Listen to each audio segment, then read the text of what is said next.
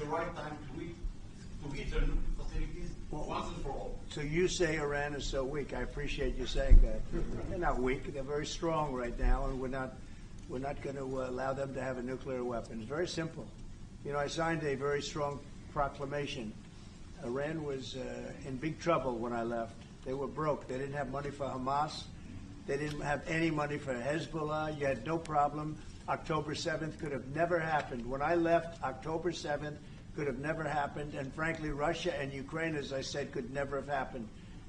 They became very strong very fast. They sold massive amounts of oil to China and everybody else who would not buy the oil when I was president, because we said, don't buy the oil.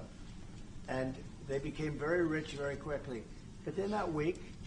They're not weak. They're strong. Doesn't mean they won't be weak.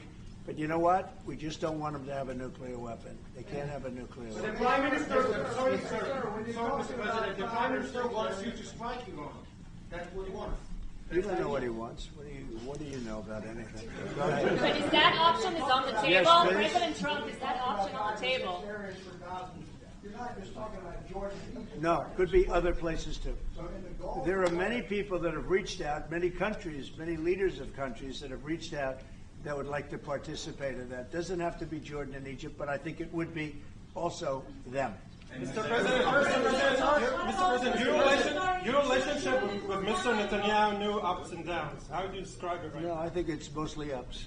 Mr. President. The Palestinian Authority shouldn't rule Gaza because Gaza will be empty. What? The Palestinian Authority can it rule Gaza? What do you think? Well, it's had a pretty hard time, wouldn't you say? I'd say it's had a pretty bad time of it.